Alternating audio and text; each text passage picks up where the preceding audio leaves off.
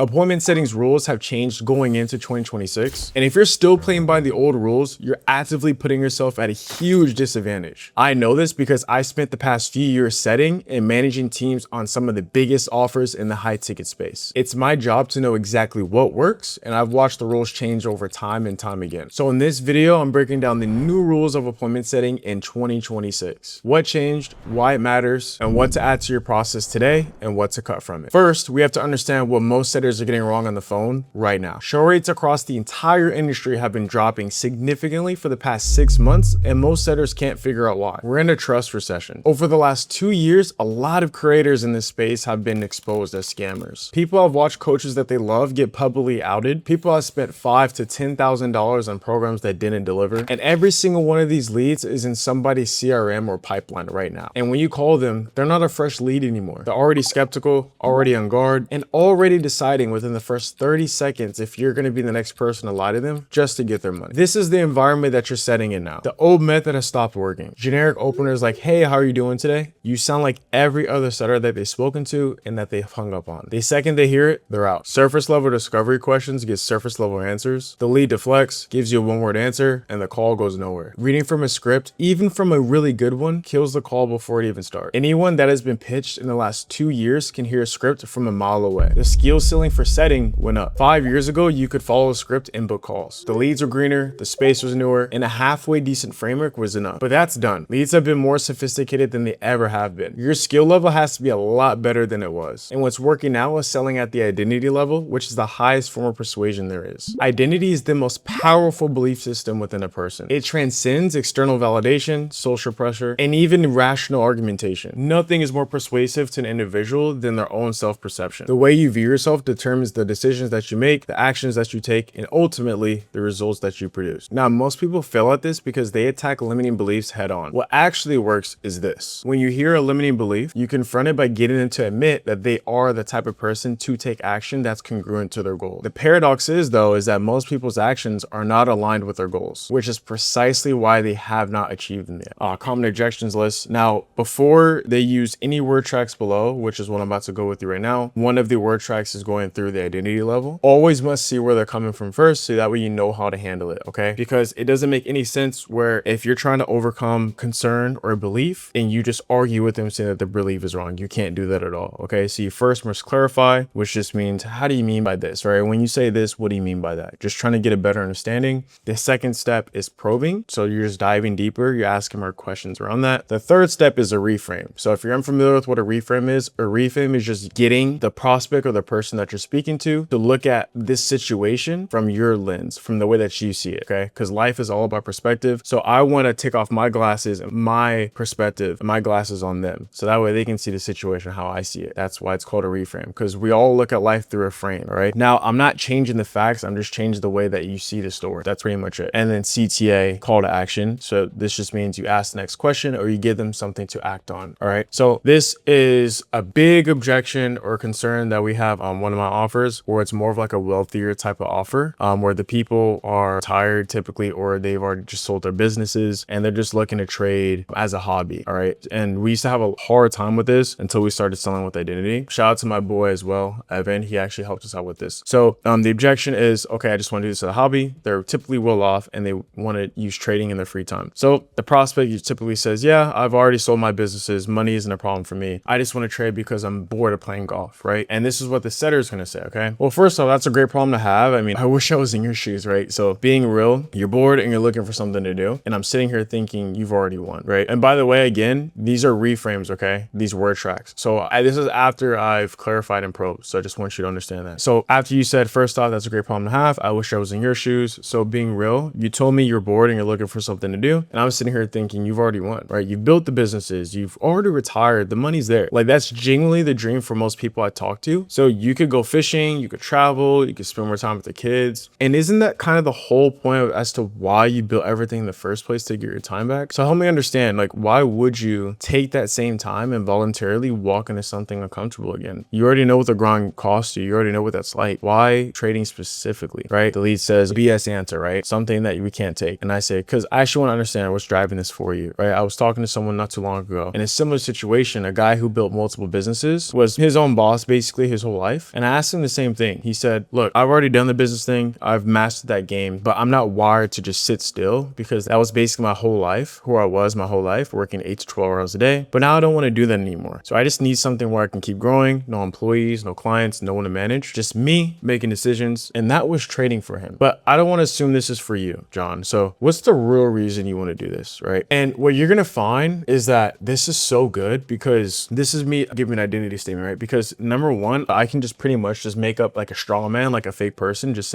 literally make their person's situation similar to theirs. And you have the lead that you're speaking to on the phone give you a reason as to why they're there, the real reason. It's so good. Or you can give an example of someone that you actually did speak to in the past who was in a similar situation, but the reason why they did trading, or the reason why they did the program, was because for a different reason, right? So I guess for you, what is that, right? So obviously, like, what I'm pretty much just telling to this lead is, hey, apart from the obvious reason, what's just want to do this as a hobby and make more money, why do you really want to do this? Because what you're going to find is that, especially with people that are already wealthy and retired, these types of leads, money doesn't drive them anymore, okay? What drives them is typically just keeping their mind stimulated, their brain stimulated. And if they don't do that, well, then that's when you see a lot of these rich people off themselves, or they start getting into drugs, or just things like that. So that's why they need to have purpose, right? It's kind of like, for example, like if you played sports, if you notice people that in the NBA, the NFL, or the MLB, whatever it is, right? Soccer, if you notice their whole lives, they've a sports player, right? Up until the pros, right? 30s, 40 years old. And then once they retire, they have all this money. A lot of them have an identity crisis. They're trying to figure out who they are without the actual sport. Okay. And that's where this comes in. Okay. The reason why they want to keep going is because to fill that void, to actually fulfill their purpose. So that's what this means to sell out the identity. Pretty much just helping you. But again, this is the highest form of persuasion that you can possibly do. Real quick, my free school community has weekly coaching calls for me and setters that are making 4 to 5 figures a month consistently on the new playbook of setting in 2026. The link is in the description. Join while you're watching, because by the end of this video, you're going to want to start applying what's here, and you'll want to be in there when you do. Now, the trust recession is one half of what changed in 2026. The other half is every setter watching this is worried about. Take a guess. Is AI going to replace setters? The honest answer is yes for some setters and no for others. Most of the people answering this online are getting it all wrong. I believe that DM setters are going to get replaced. I mean, it's already happening. If you're DM setting right now, you have about a year or two before that role is gone entirely. AI is faster, cheaper, never sleeps, is already better than the average DM setter handling inbound conversations. Get out and move to phone setting now. Phone setters aren't getting replaced anytime soon, and I don't think ever at all. And here's 3 reasons on why I believe that. AI cold calling and outbound calling is illegal. Companies cannot legally have an AI dialing leads in the first place. So the entire idea of phone sitters about to get wiped out by AI is built on something that's not even allowed. The second thing is that the FTC is going to catch up to compliance super fast. The moment somebody gets sold on $5,000 to $10,000 and gets manipulated by AI, regulation is going to hit, and it's going to hit hard. The most likely outcome that's going to happen after this is that the AI is going to have to disclose itself, and it's going to sound something along the lines of, hi, this is Agent 345 with XYZ company. Would you like to speak with me or a live human representative? 99% of the time, people are going to pick a human, and they're already doing it. I want you to think of a time where you have to call your bank, a big company, or even a hospital. Majority of the time, they already have an AI answering the phone, and they typically give you options, and everyone and their mom always chooses to speak to a live representative. And if you don't, you're lying to yourself, or you're just crazy, because humans like to talk to other humans. We don't want to talk to a robot. Now, the third thing is AI cannot replicate energy. Like I said before, whenever you call a big company, the instinct of you wanting to talk to a human does not go away just because there's $5,000 to $10,000 on the line. And the more AI floods every DM and inbox of bot conversations, the more skeptical your leads become before they ever pick up the phone. So what this means is that the trust recession plus the AI saturation means a human voice on the line or on the phone is worth more than it ever has been right now. And in the future, human touch is going to be craved by other humans because there's AI everywhere. What AI is doing in this space is splitting the entire industry in half. It's raising the floor and the ceiling at the same time. And the line between the two is the one thing AI cannot fake. All AI knows how to do is read a script. So the setters whose calls already sound like they're reading off a script is pretty much doing the same thing that AI is going to do, except they're just slower and more expensive. Those setters will not have a job in 2 years. Setters that AI cannot touch are the ones that can pick up on emotional keywords, sensing when the energy shifts, listening for the tonality, creating urgency on the phone, showing empathy when someone opens up about something heavy, and genuinely trying to change that person's life within a 15-minute window. Not to mention the elephant in the room, conviction. Sales is a transference of energy. If you don't fully believe in what you're selling and that you know that's going to help the other person on the side of the phone changed their life for the better, they're not gonna buy. Humans can sense the conviction in other people and they can feel it. Do you really think that they're gonna feel that in an AI? This is the part that AI cannot replicate, and it's about to become the most valuable thing in this industry. There's gonna be more demand for those setters and less supply. Keep working at everything that I just mentioned and you will be irreplaceable on any offer that you're on. If you're a setter right now, here's how you can integrate AI into your daily workflow. You can automate your text and emails. That way you stop losing your sets to no-shows. You can use it to role-play objections. What I used to do back when I was a setter and closer is I used to text ChatGPT. Now there's Claude, and I used to say, hey, role-play as a specific person. I give it the specific ICP that my offer had, and all I would do is I would tell it to role-play with me. I was a setter or I was the closer and they were the lead, and I would just ask questions based off what they gave me. And this helped me so much because I can have infinite role plays, I can text, and also I can speak to it as well. And another thing too is you can use it to study the top performers on your offer and reverse engineer what they're doing differently. All right, so here's the prompt that I give to Claude. Now you can give this to ChatGPT, Claude, or Manus, or whatever AI that you're speaking to. Now a prompt, if you don't know, it's just instructions for your AI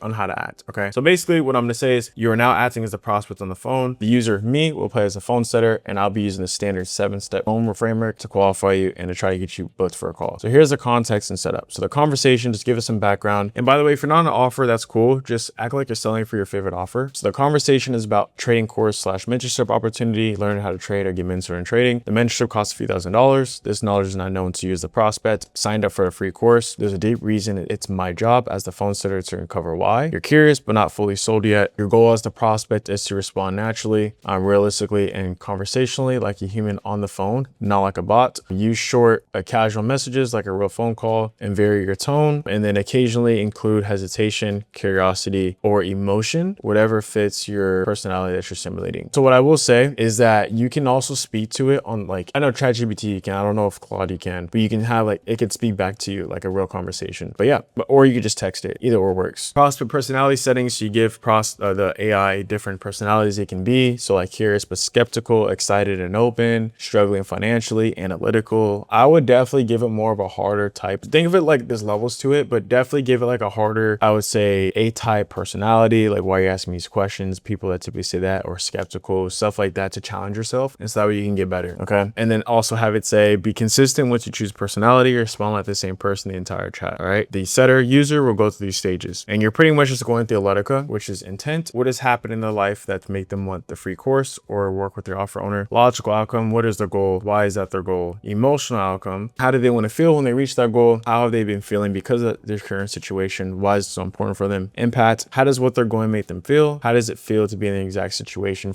that they're in for X amount of years? Because we want them to think about how the life that they're living is making them feel to build urgency, but you don't need to put that in the prompt. And then timing is, do they have the time to go program? Capital, double down. We want to make sure that they have the money liquid / on hand, or at the bare minimum have / get access to it within 24 hours. If it's going to take them more than 24 hours to liquidate it or gain access to the money, let the closer know. If they need to see the value first before liquidating the money, let the closer know. And an authority, do they need permission / are they working with the partner? If so, make sure they're both there in the sales call. So after that, booking / passing to the closer, your role, Claude, is to respond in short, natural conversation style, yada yada. There's just more instructions. Yeah. And then after, you're going to have it grade your performance. So when the role play ends, do not continue role playing. Give the setter quick feedback, breakdown like this. Okay. You can get more granular with it, like what they did well, what you did well, what you could improve on, where you lost the emotional connection, what questions you could have asked that would be better, how strong did you pitch them, the booking transition, all that extra stuff. All right. That's pretty much it. If you want to customize the scenario, you can have this here, but that is pretty much it for this part. So if you want access to this document, just comment the word AI prompt and I'll send it over to you. To get to $20,000 commission months, you need to remove these 5 strategies and replace them with 7 strategies that I'm about to show you. One of the older strategies is having DM setting as a long-term plan. This role is going away. The income ceiling is dropping every single quarter. You need to be switching to phone setting right now. The second thing is scripts. Memorize the structure of a call, not the actual words. The second a lead hears you reading or notices that you're reading from a script, they're going to hang up. The third thing is generic openers. Hey, how are you doing today? Is the fastest way to get hung up on right now. Cut it. Fourth thing is surface level discovery questions. Stop asking 5 wide questions and stay on one thing and go as deep as you possibly can until you actually understand it. The fifth and last thing is having the mindset of thinking that AI is your enemy. It's the most powerful tool that any setter has access to right now. And the ones using it on every part of their workflow are the ones pulling away from everyone else. Now here are 7 new strategies for you to add. Having phone setting as your primary skill. Selling at the identity level on every single setting call. Get them past their dollar goal into who they have to become to actually hit it. You're not just helping them make more money, you're helping them become the person that they've been wanting to for years. Deep, not wide. Stay on one thing until the lead opens up about it. Emotional outcome questions in every discovery. If you stop at the logical goal, the lead has no emotional reason to hop on that next call. If there's no emotion, there's gonna be no booking. AI in your follow-up sequence. Confirmation, day before confirmation, 2-hour reminder, all automated. AI in your call review process. Listen back, run transcripts, find the moments you missed before you make the same exact mistakes on tomorrow's calls. And lastly, but certainly not least, the setter manager path if your goal is to make consistent 5-figure months. You can pull in $10,000 to